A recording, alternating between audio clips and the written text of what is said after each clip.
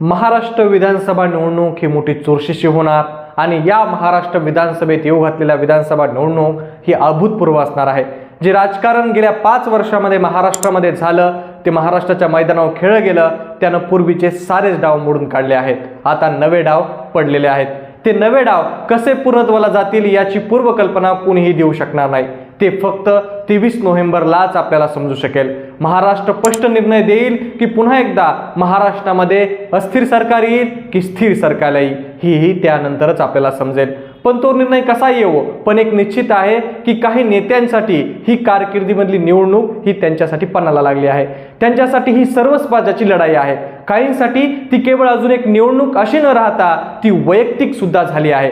काहींसाठी ती केवळ वैयक्तिकरित्या न राहता ती वैयक्तिक मधली सर्वात मोठी स्पर्धा देखील झाली आहे। अशी स्पर्धा महाराष्ट्रामध्ये या अगोदर कधीही लागली नव्हती आणि हेच महाराष्ट्राच्या लोकसभाच्या निवडणुकीमध्ये देखील आपण महाराष्ट्रामध्ये पाहिलं की अशी स्पर्धा आपल्याला पाहायला मिळाली। पण लोकसभा निवडणुकीत अनेक प्रश्न महाराष्ट्रातले होते जे अजून अनुत्तरित राहिले आहेत। या निवडणुकीनंतर आता सगळे जमिनीवर आले आहेत, परिस्थिती वेगळी आहे। त्यामुळं घरच्या आखाड्यातील लढाई ही अंतिम असेल का हे देखील आता या निवडणुकीत आपल्याला बघावं लागेल। अनेक जणांनी या निवडणुकीमध्ये एवढं काय पणाला लागलं आहे की जर विजय मिळाला नाही तर पक्ष आणि वैयक्तिक कारकीर्द इतके अवघड वळण घेईल की त्यातून सावरणं त्यांच्यासाठी जिकरीचं होऊन बसेल। अर्थात राजकारण अंतिम काही नसतं, परंतु काही दारं बंद झाली तर काही दारं उघडतात सुद्धा। तरी यंदाची विधानसभा निवडणूक या नेत्यांसाठी निर्णायक आणि स्वतःची कारकीर्द पणाला लावून करणारी, स्वतःला सिद्ध करणारी, दाखवणारी ही निवडणूक असेल। या नेत्यांमध्ये ही लढाई स्वतःच्या अस्तित्वाची आहे। हे नेते कोण आहेत आणि त्यांच्या समोरची आव्हानं काय आहेत तेच आजच्या व्हिडिओच्या माध्यमातून आपण पाहणार आहोत। जय शिवराय, मी अभिषेक सोळुंके जाणता महाराष्ट्रामध्ये आपल्या सर्वांचं अगदी मनापासून स्वागत करतो। यातलं आपल्या यादीतलं पहिलं नाव आहे महाराष्ट्राचे माजी मुख्यमंत्री उद्धव ठाकरे यांचं। उद्धव ठाकरेंसाठी शिवसेना कोणाची हा अनुत्तरित असणारा प्रश्न अजूनही ठाकरेंसाठी सोडवायचा आहे। लोकसभा निवडणुकीदरम्यानच्या काळामध्ये सर्वोच्च न्यायालयाचा निकाल येईल असे आपल्याला आशा होती, परंतु तो आला नाही। त्यामुळे विधानसभा निवडणूक ही उद्धव ठाकरेंसाठी एक अंतिम परीक्षा मानला जाते आणि यामध्ये ज्याच्याकडे आमदाराचा आकडा मोठा असेल तोच विजेता मानला जाईल। निर्विवादपणे शिवसेना आमचीच हे ठरवण्याची उद्धव ठाकरेंची ही अंतिम संधी असेल, नाहीतर पुढे नव्या संधीची त्यांना वाट बघावी लागेल। आणि तसं झालं तर मूळ शिवसेनेवरचा दावा कालावघात सटकत जाईल। परंतु लोकसभेच्या निवडणुकीत उद्धव ठाकरेंनी 9 खासदार निवडून आणले, ते एकनाथ शिंदेपेक्षा जास्त होते, पण ती थोड्या फरकानं जिंकलेली शर्यत होती। शिवाय स्ट्राईक रेट ही कमी होता, त्यामुळं किंतु राहिलाच। यामुळं विधानसभा निवडणूक ही निर्णायक संधी त्यांना असेल। या निवडणुकीत उद्धव ठाकरे यांनी जास्त आमदार निवडून आणले आणि महाविकास आघाडी सत्तेत आली तर उद्धव ठाकरे यांच्या मुख्यमंत्री पदावरचा दावा देखील असेल। सरकार पडल्यानंतर त्यांना पदावरून पायउतार व्हावं लागलं होतं, यामुळे पुन्हा त्या पदावर जाऊन एके प्रकारे स्वतःसाठी त्यांना न्याय मिळवता येईल। साहजिकच आहे की विशेषतः गेल्या 5 वर्षामध्ये जे काही झालं ते पाहता हा विजय त्यांच्या शिवसेनेसाठी कलाटणी देणारा ठरेल। पण जर पराभव वाट्याला आला तर सत्ता आली नाही तर आकडे जास्त आले नाहीत तर याचा मोठा फटका आणि मोठा धक्का त्यांना बसेल। पुन्हा जवळपास शून्यातून त्यांना सुरुवात करावी लागेल। मूळ पक्ष मिळवण्यासाठी न्यायालयीन परीक्षेमध्ये त्यांना सहभागी होऊनही त्यांचा पक्ष वेगळा असणार आहे हे मान्य करून त्यांना नवा रस्ता कायमस्वरूपी तयार करावा लागेल। पण हवं तसं यश मिळालं नाही तर सध्या त्यांनी जोडलेले नवे मित्रपक्ष कसे वागतील हे देखील महत्त्वाचं आहे। एका बाजूला एकनाथ शिंदे आहेत तर दुसऱ्या बाजूला देवेंद्र फडणवीसही आहेत। फडणवीसांना एकतर तू राहशील तर मी राहील असं आव्हान त्यांनी जाहीरपणे उद्धव ठाकरेंनी देऊन एक कशा प्रकारची स्पर्धा या निवडणुकीत लागली आहे हे त्यांनी स्पष्ट केलंच आहे।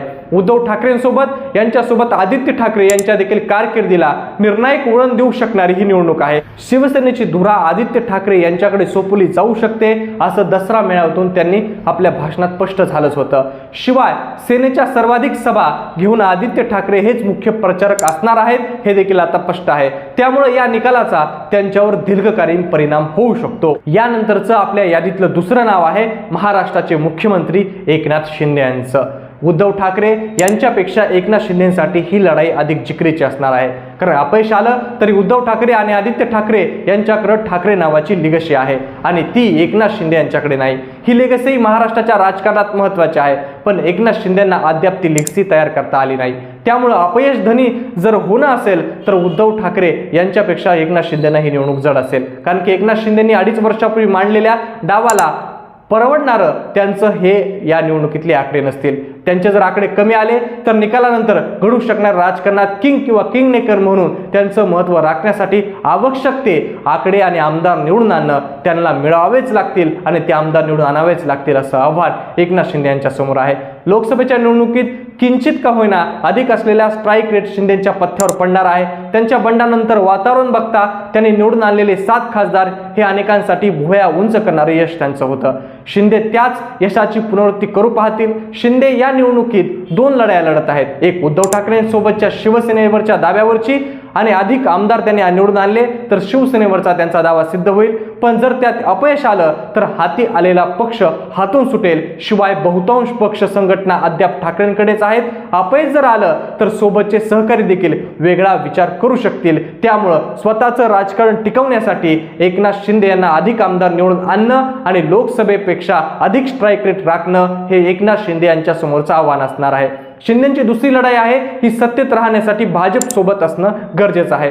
कोणत्याही आघाडीला जर बहुमत कमी पडलं तर शिंदेचं महत्त्व वाढणार आहे आणि त्यांना सत्तेत राहण्यासाठी हाच मार्ग सुकर राहणार आहे. सत्तेत राहणं त्यांच्या सध्याच्या राजकारणासाठी आवश्यक आहे.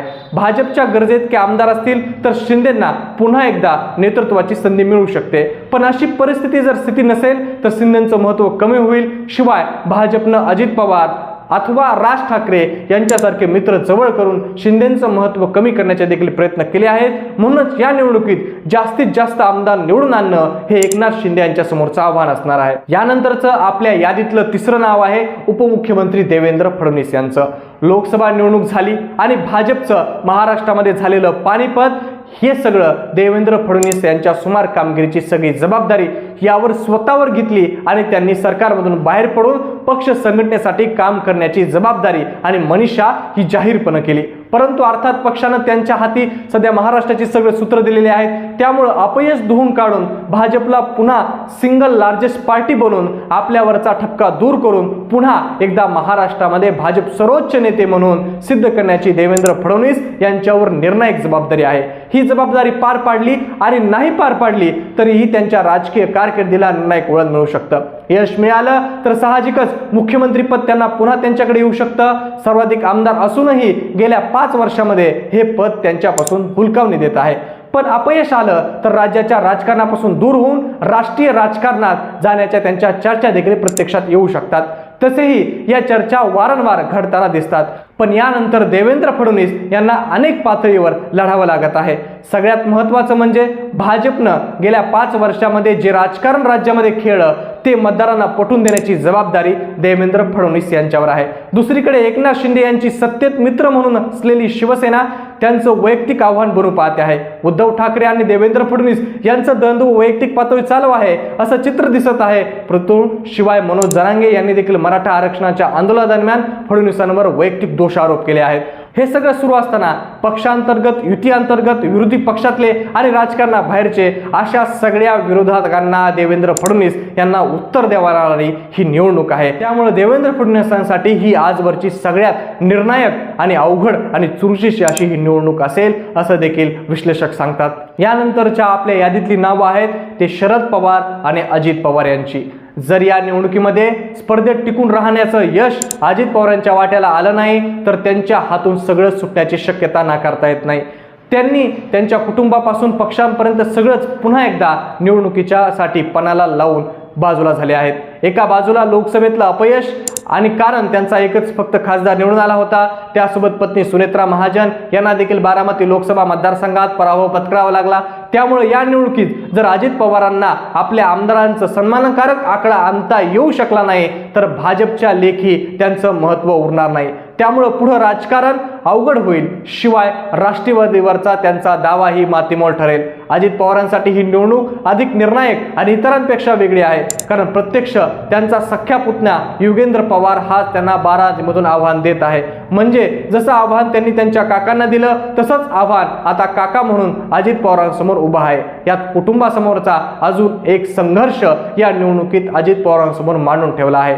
तो निर्णायक ठरेल राष्ट्रवादी काँग्रेस पक्षामध्ये फूट पडून सध्या दोन गट निर्माण झाले आहेत। तसं पाहता शरद पवार यांच्या कारकिर्दीतली एकूण वळणं पाहता त्यांच्यासाठी ही वळणं नवीन नाहीत, परंतु निवडणुकीचा निकाल मागच्या पासून पुढे असाच राहील का असा देखील प्रश्न आहे। पण तरीही त्यांच्या कारकिर्दीतलं हे मोठं आव्हान नक्कीच मानता येऊ शकतं। त्यांना लोकसभेत मोठं यश मिळालं तर ते पुन्हा तसंच विधानसभेत यश मिळू शकेल आणि महाविकास आघाडी सत्तेपर्यंत पोहोचली तर पुन्हा एकदा शरद पवारांच्या पक्षाचे हात मुख्यमंत्री पदापर्यंत पोहोचू शकतात।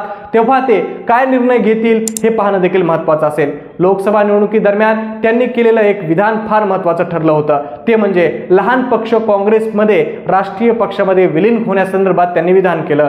तशी शक्यता त्यांनी एका ज्येष्ठ पत्रकार निलेजा चौधरी यांना दिलेल्या मुलाखतीमध्ये व्यक्त केली। महाराष्ट्राच्या विधानसभा निवडणुकीत ते काय निर्णय घेतील आणि असं काय घडेल ते आता आपल्याला पाहावं लागेल। यानंतरचं आपल्या यादीतलं शेवटचं नाव आहे राज ठाकरे यांचं। राज ठाकरे आणि त्यांचा महाराष्ट्र नवनिर्माण पक्ष हा सुद्धा या निवडणुकीत एक निर्णायक लढाई लढत आहे।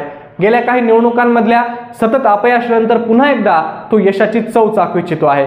ते यश मिळाल्यानंतर अगोदरच बहुआमयी झालेल्या महाराष्ट्राच्या राजकारणात राज यांना एक नवा रंग आणू शकतील का असा देखील आपल्याला प्रश्न आहे। या निवडणुकीत त्यांनी आपले पुत्र अमित ठाकरे यांना पहिल्यांदाच उमेदवार म्हणून उभं केलं आहे। ही पक्षासाठी, राज ठाकरे यांच्या राजकारणासाठी आणि अमित ठाकरे यांच्या सुरू होत असलेल्या कारकिर्दीसाठी मोठी घटना आहे।